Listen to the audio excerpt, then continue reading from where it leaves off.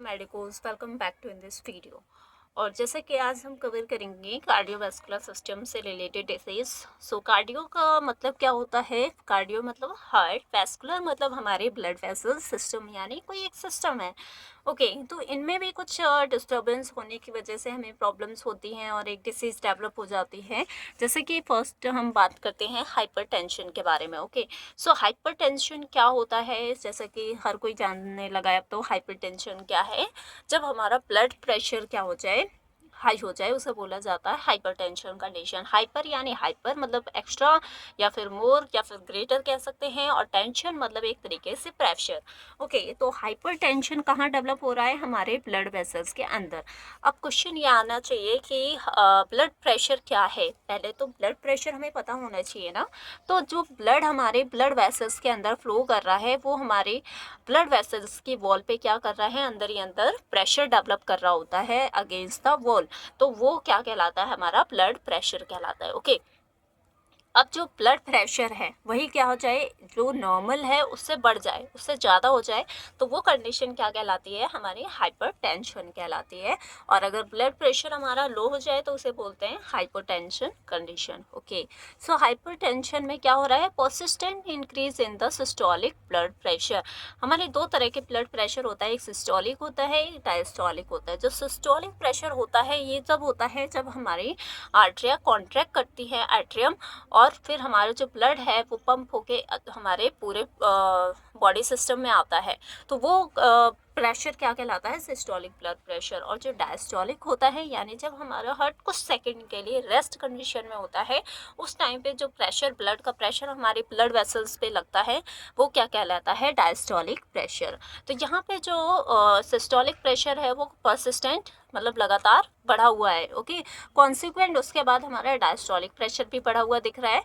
Normal अगर हम देखें 120/80 mmHg हमारा ब्लड प्रेशर होता है। ओके और ये मिड एज प्रॉब्लम होती है, नॉट डिसीज। ये कोई डिसीज नहीं है, एक तरीके से रिस्क फैक्टर है फॉर अदर कार्डियोवास्कुलर, हम कह सकते हैं अदर कार्डियोवास्कुलर डिसीज के लिए ये क्या है? एक तरीके से रिस्क फैक्टर का काम करती है, मॉर्टेलिटी के लिए रेस्पॉन्सिबल है और मॉर्बिडिटी के लिए। ओके सो बीपी क्या है? Pressure exerted by the blood on arteries. मतलब जो प्रेशर हमारे आर्टरीज के वॉल्स पे लग रहा है ब्लड द्वारा वो हमारा क्या कहलाता है? Blood pressure. Amount of force exerted on the walls of the arteries, यानी हमारे आर्टरीज के वॉल्स पे जो प्रेशर लग रहा है वो क्या कहलाता है? Blood pressure. Blood pressure is equal to cardiac output into systemic vascular resistance.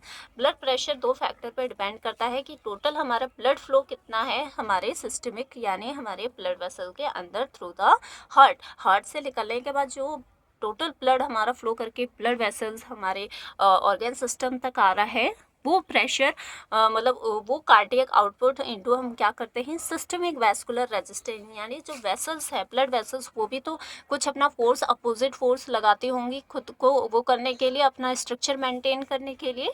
तो जो अपोजिट फोर्स लग रहा है वेस्कुलर ब्लड वेसल द्वारा वो क्या कहलाता है? Systemic vascular resistance. दोनों चीज़ें हमारी क्या करती हैं? अफेक्ट करती हैं ब्लड प्रेशर कंडीशन को। एक साइड हमारा ब्लड फ्लो बहुत तेज़ी से आ रहा है, दूसरी साइड हमारे रेजिस्टेंस भी थोड़ा बहुत लग रहा है। तो जो हम कह सकते हैं नेट आउटपुट होगा ब्लड प्रेशर का वो थोड़ा सा कम हो जाएगा, जिस हिसाब से हमारी ब्लड निकल के आ रही हैं हाईली प्रेशराइज वे में। Okay So, resistance developed by the walls of the blood vessel by vasoconstriction और vasodilation। जो हमारे vasoconstriction, अगर blood vessel नैरो कर दी जाए तो क्या होगा? जो रास्ता है वो पतला हो जाएगा यानी रेजिस्टेंस बहुत ज़्यादा हो जाएगा, तो उस हिसाब से हमारे ब्लड प्रेशर बढ़ जाएंगे। ओके और अगर क्या होता है कि हम कह सकते हैं जब वेसो डायलेशन करते हैं, जो ब्लड प्रेशर हम ब्लड वेसल है उसका जो डायमीटर है वो हमने बढ़ा दिया, तो जो रास्ता है वो बहुत ज़्यादा हो जाता है, तो इसके हिसाब से हमारा जो रेजिस्टेंस है वो कम होगा।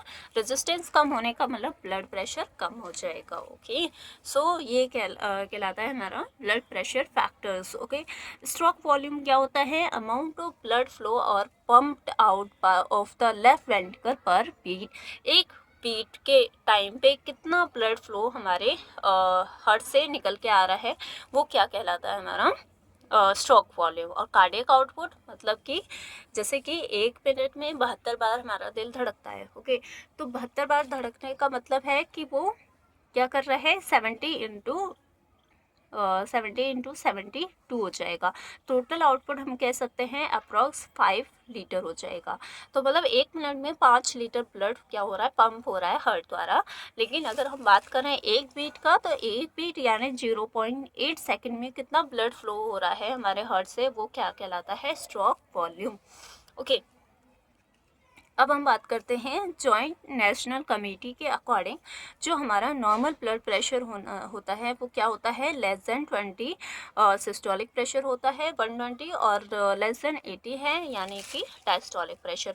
अगर हम प्री हाइपरटेंसिव कंडीशन में है तो 120 to 139 और 80 to 90 हो सकता है। अगर हम हाइपरटेंशन वाली कंडीशन में जाते हैं 140 to 59 सिस्टोलिक ब्लड प्रेशर हो सकता है, और 90 to 99 हाइपरटेंसिव कंडीशन स्टेज 1 हो गई। ऐसे ही हमारे स्टेज 2 क्या है, हम बात करें तो स्टेज 2 में लेस देन 160 और हमारा सिस्टोलिक ब्लड प्रेशर होगा, और मोर देन और इक्वल टू द 100 हमारा डायस्टोलिक ब्लड प्रेशर होगा, ओके। अब इसके टाइप्स की बात करते हैं तो ये 2 तरह के होते हैं, एक प्राइमरी होता है, एक हमारा सेकेंडरी होता है। तो इसके बारे में हम नेक्स्ट लेक्चर में कंटिन्यू करेंगे, okay. Thank you so much.